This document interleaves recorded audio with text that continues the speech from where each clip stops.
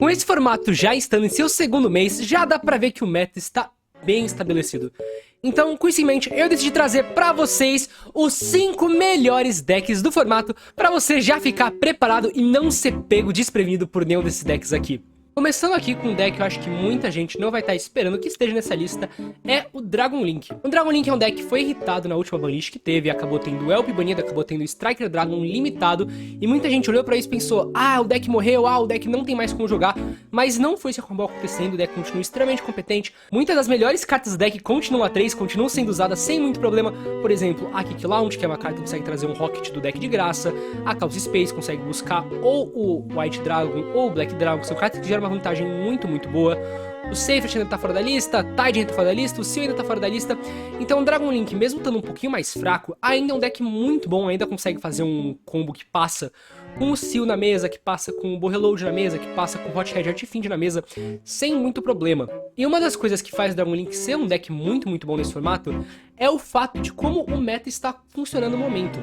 Algumas das melhores hand traps contra o Dragon Link não estão sendo muito usadas por causa do meta. Então quando você pega, por exemplo, os últimos torneios grandes que aconteceram, o ICS, LCS e tudo mais, e vê a lista das pessoas que estavam indo bem no torneio, o pessoal que topou, você consegue ver quais são as hand traps mais usadas.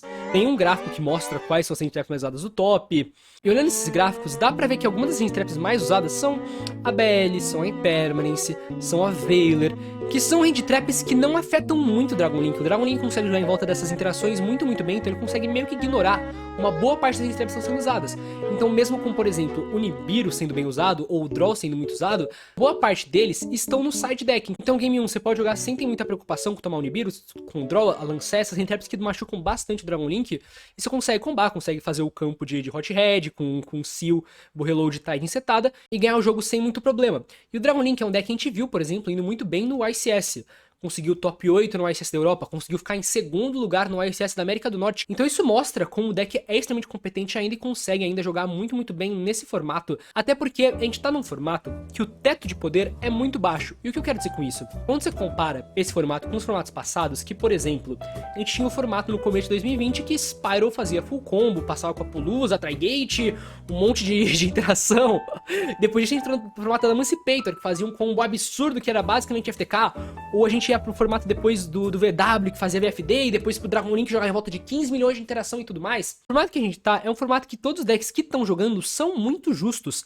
A gente não tem nenhum deck que é completamente desbalanceado e completamente quebrado. Então, se você consegue, por exemplo, fazer um combo do Dragon Link que você passa com o Seal e com o Matiden, isso muitas vezes é suficiente, o que em outros formatos não seria. Hoje em dia, passar com o Seal mais o Matiden setada contra muito deck é suficiente pra separar o deck, o que é uma coisa muito interessante desse formato. Então é por isso que eu acho que o Dragon Link tá aqui no quinto lugar, o quinto melhor deck, pelo menos desse formato aqui, né? O próximo deck que eu vou falar aqui é um deck que é considerado por muita gente um dos decks mais difíceis de se jogar, um dos decks mais difíceis de se aprender, que é o VW, o Virtual World, que é um deck de combo muito forte, é um deck que consegue fazer muita coisa interessante, ele tem essa carta que é a Shen Shen.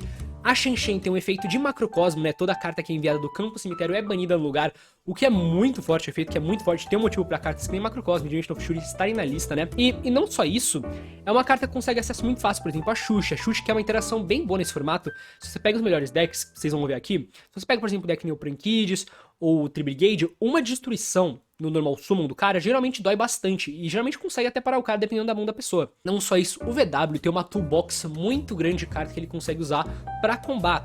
Então no extra deck dele você consegue ver gente usando Crystal Wing, que é um negate forte, você consegue ver gente usando Dragoons, você consegue ver gente usando Zeus, que é uma das melhores cartas desse formato. E o VW, na mesma linha do Dragon Link, é um deck que não é tão afetado assim pelas hand traps que estão mais populares. Quando você pega, por exemplo, o Draw, ele é bem afetado pelo Draw, sim. Mas uma Veiler não é suficiente contra o VW. Uma Belle, mesmo doendo, às vezes não é suficiente pra parar. A Ashe é sempre boa, né? Vamos falar, a Ashe é sempre a hand trap boa.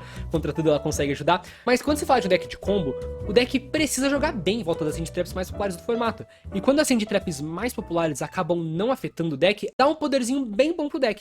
Então mesmo com o VW sendo um deck que é pouco consistente, que acho que muita gente sabe disso, o VW é um deck que costuma brincar bastante, ele ainda é um deck muito bom nesse formato. Até porque se você brinca um pouquinho e você passa com uma Shen Shen no campo, às vezes a Shen Shen já é boa o suficiente, porque a Shen Shen é uma carta que é muito boa. É uma carta que consegue se renascer todo turno, caso o cara consiga lidar com ela. É uma carta que tem um efeito de macrocosmo, como eu falei, é muito bom. E quando o VW engata, é difícil parar ele, porque ele vai combar e vai gerar follow-up, ele vai combar e vai deixar o Grave lotado, por exemplo, com a Kilong, vai ter efeito da Gigi que vai permitir que ele pegue, por exemplo, uma Lulu de volta pra mão pra ter um bom follow-up, e no próximo turno, se ele comba, ele vai lá, consegue combar e consegue dar o TK sem muito problema, consegue quebrar o seu campo sem muito problema, o que é muito interessante, né? A partir de agora, os 3 decks que eu vou falar, não tem um que é necessariamente melhor do que o outro. A gente tá no formato que os 3 melhores decks estão num nível de poder muito parecido. Eu vou dar minha opinião em onde eles estão ranqueados mais ou menos agora. Eu não acho que tem uma resposta certa pra isso, mas essa é a impressão que eu tenho do formato hoje. Talvez semana que vem o meta mude de um jeito que um deck fica melhor do que o outro fique pior, mas hoje eu acho que é essa ordem aqui que eu vou falar. O próximo deck que eu trouxe aqui pra vocês é o Drytron. Acho que todo mundo tá esperando o Drytron nessa lista, né? O Drytron, que ganhou o nosso ICS, o Drytron ganhou o ICS aqui da América do Sul, André Torres jogando de Drytron, né? E o Drytron é um deck que é muito interessante, principalmente quando você tá falando do meta da América do Sul. E por que é muito interessante o Drytron no contexto da América do Sul? Porque o pessoal não espera jogar contra Drytron. Quando você pega os torneios do Brasil, o pessoal não espera jogar contra Drytron porque é um deck muito caro, o que é válido dispensar, sabe? O Drytron é um deck que custa mais ou menos em torno de uns 2.500, 3.000 reais. Então o pessoal muitas vezes pensa, eu não vou me preparar contra o Drytron, não vou colocar um side muito pesado contra o Drytron porque eu não vou jogar contra. O que é um pensamento válido. Só que quando isso começa a acontecer, o Drytron começa a ficar muito, muito bom, porque o Drytron é um deck que tem alguns problemas, né?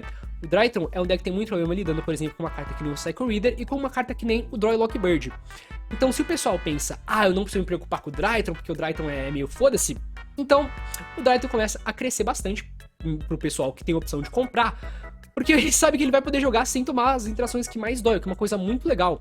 E o Drytron, ele é um deck muito bom por alguns motivos. O primeiro motivo do Drytron ser muito bom é que ele é um deck que é basicamente um FTK. E o que eu quero dizer com isso? Se o Drytron ganha no dado e ele comba, ele vai colocar um monstro do campo, que é o Herald of Ultimate, ou o Herald of Perfection, dependendo da build, que vai conseguir negar 5, 6 cartas durante o turno do oponente e o oponente não vai conseguir fazer absolutamente nada. Judeu, mas o Drytron não é muito bom não, porque você dá o draw nele e ele passa. E não é muito assim que tá funcionando. O Drytron tá começando a ter uma adaptação muito interessante no formato, que ele tá começando a incorporar a Vert Anaconda e o Dragon nas builds dele. Quando você pega as principais builds de Drytron hoje, todos eles estão usando a Anaconda e o Dragon. E por que isso?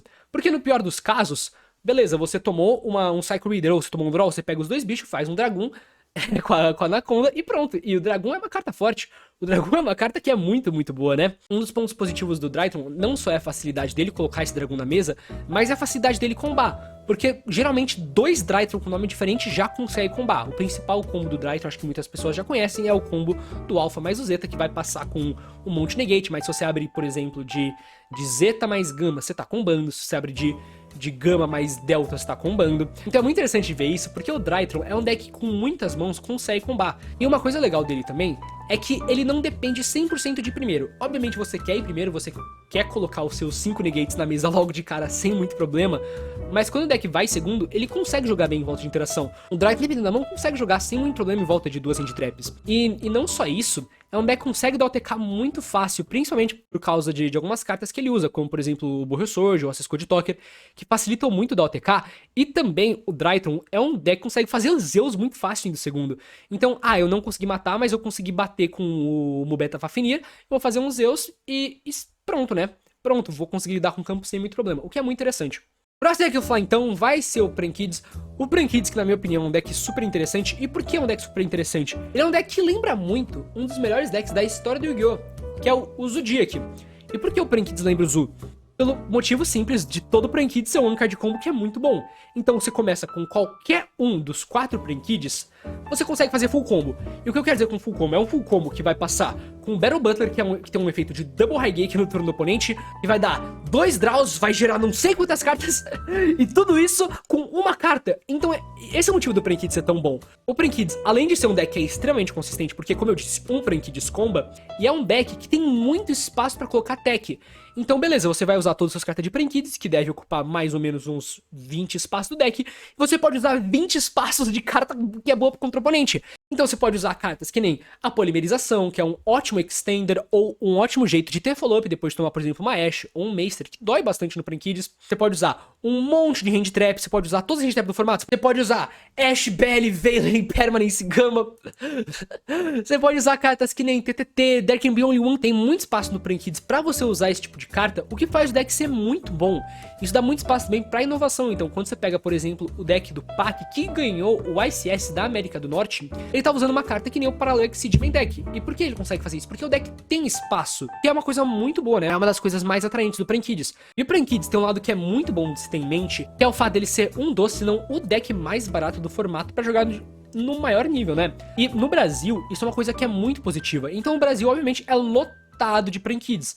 Porque se você consegue pegar o set de Prankids quase que inteiro por R$500, é perfeito, porque você pega os outros decks do formato. O Drytron, por exemplo, que nem eu falei, é quase um preço de um Corsa. Você pode escolher, eu vou comprar um Corsa ou vou comprar o Drytron. O Prankids não, o Prankids você consegue montar com um valor muito mais reduzido, o que faz o deck ser muito popular, o que é muito bom de ter em mente, principalmente quando se fala do meta, né? E o último deck que eu vou trazer aqui pra vocês, que na minha opinião é o melhor deck, pelo menos hoje no formato, é o Tri-Brigade. É um deck que ganhou 2 dos 4 ICS que tiveram. Ganhou o ICS da Europa, ganhou o ICS da América Central.